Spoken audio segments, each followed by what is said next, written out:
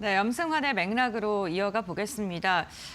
지난주 외국인의 매수세가 거의 1조 넘게 들어오면서 10개월 만에 외국인의 컴백이 도래했다라는 긍정적인 기사가 쏟아졌습니다. 그런데 미국의 신용등급 강등에 대한 여파로 오늘 시장에서는 외국인의 매수세가 꺾이는 모습, 돌아선 모습이 다시 나타나고 있는데요. 과연 외국인은 일시적인 이탈 이후에 다시금 우리 시장을 사들일까요? 아니면은 계속해서 매도세를 이어갈까요? 이와 관련돼서 시장 영향력까지 이야기 나눠보도록 하겠습니다. LS증권의 염승환 이사 함께합니다. 안녕하세요. 네, 안녕하세요. 네, 반갑습니다. 외국인이 10개월 만에 월간 순매수로 돌아섰다가 오늘 같은 경우에는 양시장에서 또 이탈을 하고 있는 모습입니다. 그런데 외국인의 매수세가 어쨌든 신용등급 강등 이전까지는 좋았기 때문에 이러한 매수세가 살아나고 있는 이유부터 한번 분석해보고 앞으로의 추이를 알아보도록 하겠습니다. 외국인이 이렇게 갑자기 또 돌아선 이유는 어떤 것 때문일까요, 이사님? 사실 이제 아까 말씀해 주신 10개월 만에 정말 오랜만에 월간 네. 순매수로 돌아섰는데 일단은 이제 미중 관세 전쟁이 좀 약간 1차전은 좀 종료가 됐죠. 그래서 이제 관세이나 기대감으로 좀 이제 바뀌다 보니까 좀 최악은 지났다라는 그런 평가가 있었고, 그다음 두 번째는 제가 봤을 때는 이번에 많이 샀던 기업이 SK 하이닉스거든요. 네. 하이닉스를 많이 샀다는 건 이번에 중동에서도 엔비디아가 좋은 성과를 낸 것처럼 거기에 공급하는 하이닉스가 수혜를 좀 받을 수가 있겠죠. 그러니까 한마디로 AI 지출에 대해서는 그동안 우려가 있었는데 AI 지출은 여전히 좀 이어지고 있고, 또 거기에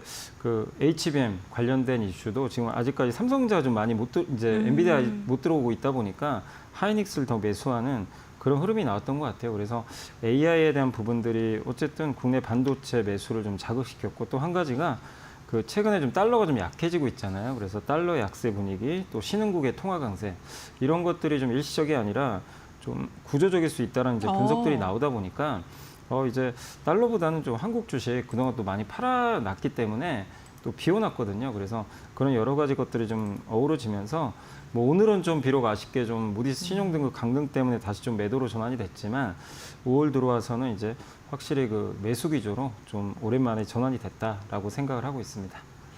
네, 이제 구조적으로 원화에 대한 강세 기대감 이런 것들이 이제 좀 시장에 작용을 하는 것 같다라고 이야기를 드렸는데, 이사님께서 말씀해 주신 것처럼 반도체를 좀 집중적으로 사는 모습이 나타나고 있고요. 이와 함께 조선이라던가 그리고 전력 설비 관련된 기업들도 좀 많이 좀 매수를 하는 모습이 특징적이었습니다. 이들이 이렇게 이 종목군, 이 섹터군들이 좀 주목하는 이유가 궁금한데요. 앞서 AI 데이터 센터 이쪽으로 봐야 될까요? 결국 AI 같아요. 그러니까 모든 게 다 AI로 이제 귀결되는데, 사실 이제 미국의 이 전력 수요라는 게 AI가 아니어도 증가는 해요. 하는데 이게 이제 데이터 센터를 많이 지어야 되다 보니까 더 가속화될 수밖에 없다라는 측면. 근데 지금 미국의 전력망은 제대로 안 갖춰졌고, 아시겠지만 스페인의 정전도 한번 발생을 했잖아요. 그래서 그런 것들이 이게 미국에서 끝날 문제가 아니라 유럽까지도 이어질 수 있고, 어제 대선 후보 TV 토론 이제 보신 분들 그러니까 기억나실지 모르지만 저는 계속 기억에 남는 게 다 계속 에너지 얘기를 하고 있었어요. 전력 얘기, ESS 얘기, 원전 얘기. 결국엔 전기가 이게 미국만 중요한 게 아니라 우리나라도 중요한데, 그걸 이제 핵심적인 원인 중에 하나가 데이터 센터 건설이거든요. 그래서 전력망 투자랑 데이터 센터는 같이 가야 되니까 결국 그런 부분에 있어서 우리나라도 경쟁력이 있거든요. 그래서 외국인들이 아마 매수를 하이닉스도 매수하면서 전력망 관련주도 좀 매수했던 그 배경이 아닌가 이렇게 생각을 하고 있습니다. 결국에는 시장에서 가장 중요한 건 에너지 그리고 AI 이쪽 부분을 주목을 해 보셔야 된다라고 이야기를 했고, 또 정직하게도 외국인의 수급이 관련 섹터로 좀 강하게 유입되는 모습도 확인이 되고 있습니다. 외국인의 기환의 또 다른 배경으로 이야기를 하는 게 환율이 또 최저치 6개월 만에 최저치를 기록했다는 점도 매수를 좀 부추기는 점이다라고 이야기가 나오고 있습니다. 최근 워낙 강세의 흐름 좀 이어지고 있는 모습인데, 그렇게 되면은 우리 시장에도 영향력을 어떻게 미칠지도 한번 짚어주시죠. 원화 강세가 사실 이게 일회성인지 구조적인지가 진짜 좀 중요하거든요. 근데 이제 항상 예전에도 1,400원 깨진 적이 있는데 그때는 또 다시 위로 가는 모습이 많이 나왔는데, 지금은 좀 구조적으로 좀 보고 있어요. 왜냐하면 일단 달러에 대한 신뢰가 많이 떨어져 있죠. 그리고 무디스의 신용등급 강등도 결국 미국에 대한 이제 신뢰를 떨어뜨리는 요인 중에 하나거든요. 그리고 트럼프 정책 자체도 달러 약세를 좀 원하고 있기 때문에 달러화가 예전처럼 저는 좀 강해지긴 좀 쉽지 않다. 이렇게 좀 보고 있고, 그리고 우리나라 원화는 유독 약했어요. 뭐 아시겠지만 작년에 정치 리스크까지 터져가지고 또 거기에 내수 경기도 너무 안 좋았죠. 근데 이제 올해 어쨌든 대선이 끝나면 정치 리스크는 이제 해소가 되고 또 누가 대통령이 되든 간에 내수 부양을 안 할 수가 없는 상황이거든요. 근데 내수 부양을 하려면 또 환율이 높은 것보다는 조금 낮을수록 유리하기 때문에 저는 이제 1,400원 이상의 환율보다는 1,350원에서 한 1,400원대 요 레벨에서 좀 움직이는 좀 안정된 워낙 강세 흐름이 좀 나오지 않을까 이렇게 예상을 하고 있고, 또 이거는 뭐 물론 이제 추측일 수밖에 없지만 이창용 총재도 사실 좀 언급을 했었죠. 트럼프 대통령이 이제 신흥국에 대해서 이제 통화 강세, 그러니까 좀 환율을 떨어뜨리라는 얘기죠. 이거를 좀 압박했다라는 그런 얘기들도 좀 나오긴 하거든요. 그래서 우리나라랑 지금 미국이 지난주였나요? 그 이탈리아 밀라노에서 뭐 회동했다는 얘기도 아마 들으셨을 거예요. 근데 이게 이제 무역 협상과는 별개인데 어쨌든 요구를 했을 가능성도 배제할 수는 없는 것 같아요. 근데 만약에 그게 사실이라면 환율은 더 내려갈 가능성도 우리가 배제할 수는 없습니다. 그래서 전반적인 분위기는 달러는 피크아웃한 가운데 한국의 그 원화는 너무 많이 빠졌었기 때문에 반대로 오르는 흐름이 좀 나올 것 같아서 저는 이게 일시적인 흐름은 아니고 좀 구조적일 수 있다. 그래서 좀 외국인 수급에는 어쨌든 우리나라 원화가 강해지면 한국의 자산 가치가 오르는 거거든요. 그쵸. 그래서 당연히 외국인 수급에는 또 긍정적일 수 있어서 오늘은 비록 매도하더라도 다시 좀 시간 지나면 들어오지 않을까라고 예상을 하고 있습니다.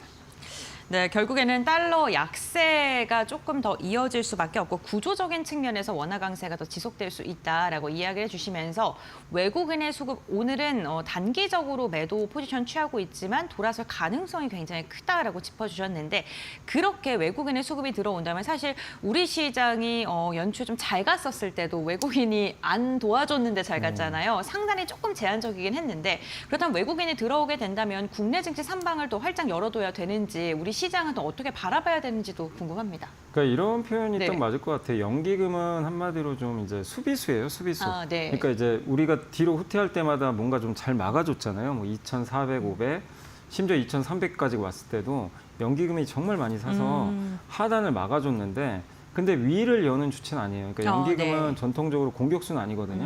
근데 이제 보통은 외국인들이 이제 대량으로 매수할 때 위가 열리는 경우들이 되게 많았어요. 네. 그래서 결국 공격수 역할은 외국인인데 만약에 외국인들이 좀 시간이 지나고 나서 또 이런 그 글로벌 증시 변동성 이제 무디스의 신용등급 강등 이슈가 좀 완화되면서 다시 복귀를 한다면 위를 열 수밖에 없지 않나. 근데 외국인들이 그 얼마 정도 살지는 우리가 알 수는 네. 없는데 공격적으로 좀 매수를 한다면 충분히 위는 열릴 수 있다. 근데 이제 그 열릴 수 있으려면 외국인들이 시총이 작은 걸 사진 않을 거기 때문에 당연히 큰 건데 핵심은 하이닉스 산 것까지는 좋았는데 삼성전자는 많이는 안 사더라고요. 네. 그러니까 결국엔 삼성전자를 언제쯤 좀 공격적으로 사느냐. 아. 그때 이제 위가 열리는 신호고 이제 본격적으로 공격을 한다는 거거든요. 근데 아직까지 그런 모습은 안 나와서 위는 막혀 있지만 외국인들의 귀환은 아무튼 그 위를 열 수 있는 그런 좀 굉장히 중요한 모멘텀이 될 수 있다라고 생각은 하고 있습니다. 외국인의 측면에서는 외국인들이 들어온다면 당연히 시장에서는 긍정적으로 반응할 수밖에 없는데 그 포인트가 과연 삼성을 얼마나 언제쯤 공격적으로 매수하느냐 그 부분을 주목해야 된다라고 이야기를 해주신 듯합니다. 그렇다면 우리 시장이 추세적 전환에 성공할 수 있을지 사실 지금 이야기가 나오는 게 결국에는 6월에 대선이 끝나고 나면은 신정부에서 돈풀기를 할 거고 중국에서도 긍정적인 이야기 나오고 있고 이 부분에 대해서 주목하고 계시는 분들도 있으실 것 같은데 이사님께서는 어떻게 보세요? 그러니까 저는 이제 항상 이제 우리가 경제 지표나 요즘에 나오는 뭐 뉴스나 이런 이제 국가기관에서 나오는 보고서들 보면 또 얼마 전에 KDI가 우리나라 경제 성장률을 엄청 떨어뜨렸잖아요.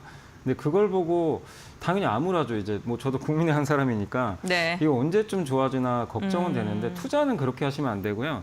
투자는 그렇게 안 좋으면 오히려 반대를 생각하셔야 돼요. 지금 대선이 얼마 안 남았고 여러분이 대통령 된다고도 한번 생각을 해보세요. 도대체 나라면 지금 우리 한국 경제가 어떻게 살릴까? 이게 모두 다 공통된 주제거든요. 모든 국민들이 지금 다 비슷한 생각이에요.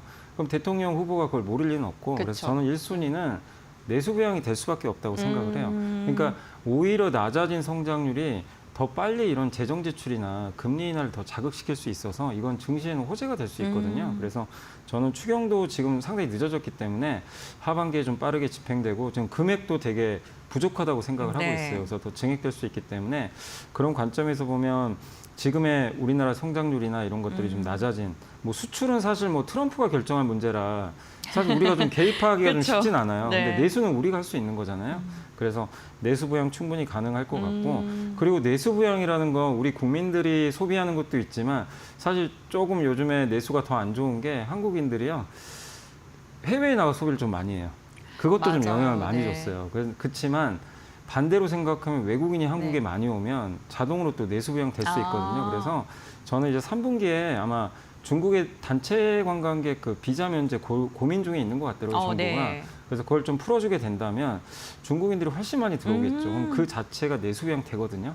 그래서 그런 걸 본다면 중국인들이 또 한국에 와서 돈 쓸 수 있는 것들 그런 것들이 또 하나의 모멘텀이 되겠죠. 그래서 하반기 계속 내수에 대해서도 우리가 주목을 해볼 필요 있고 그렇게 되면 내수 쪽에 대해서도 외국인들이 매수가 들어올 수 있기 때문에 그 부분도 한번 좀 체크해 볼 필요는 있는 것 같습니다. 알겠습니다. 미국, 그러니까 우리의 수출은 결국에는 트럼프가 결정한다라고 이야기해 주셨는데 그만큼 통상협의에 대한 관심도 굉장히 뜨거운 요즘이기도 합니다. 이런 통상 이슈가 시장에 미치는 영향력에 대해서도 어떠한 뷰로 보고 계신지도 궁금하거든요. 네. 근데 이게 이제 어제 제가 그 대선 TV 네. 토론 보니까 이재명 후보는 좀 천천히 하자. 요즘에 일본도 좀 천천히 네. 좀 속도를 바꿨더라고요. 그렇게 얘기를 했고 김문수 후보 같은 경우는 이제 트럼프랑 신뢰관계가 본인이 있기 때문에 한번 자기는 좀 빨리 하겠다. 네. 네. 근데 저는 물론 속도가 빠르냐 이런 거 느리냐 이거보다도 네. 결과물이 훨씬 중요할 것 같아요. 그러니까 우리나라 국익에 도움되는 방향으로 결론이 나야 되겠죠. 네. 그래서 그런 것들이 더 중요하기 때문에 결국엔 그 어떤 결과가 나올지 한번 좀 지켜보시면 되겠고 7월 8일까지거든요. 그게 네. 이제 협상 데드라인입니다. 그때까지 결론 내야 되니까 아마 이제 대선으로 한 달 정도 시간밖에 안 남았어요. 그렇기 때문에 그 안에서 지금이라도 어쨌든 뭔가 좀 결과물을 내기 위해서 협상은 계속 좀 필요할 것 같고 근데 가장 관심사는 그거거든요. 미국이 원하는 건 아마 에너지 수입 확대하고 네. 그다음에 30개월 이상 미국 소고기 수입 이거 금지돼 있잖아요. 옛날에 네, 광우병 파동 때문에 이거 아마 관철시키려고 할 것 같아요. 근데 이거를 우리가 받아들일 수 있을 것인지 이 부분하고 우리가 원하는 거는 미국에 지금 자동차 관세 25% 부과됐잖아요. 네. 이걸 최대한 낮추는 거거든요. 아니면 면제라든가 이 면세인데 영국의 사례를 보면 세금을 아예 없애진 않을 것 같고 네. 10%가 마지노선이에요. 그러니까 거기까지 낮추는 게 목표인데 네. 이런 것들을 협상을 통해서 한 번에 안 되겠지만 우리가 원하는 것들을 좀 얘기를 하고 또 우리나라 같은 경우는 미국의 조선 사업 도와줄 수 있잖아요. 그렇죠. 그러니까 그런 카드들이 있으니까 결국 저는 이제 핵심은 자동차 같아요.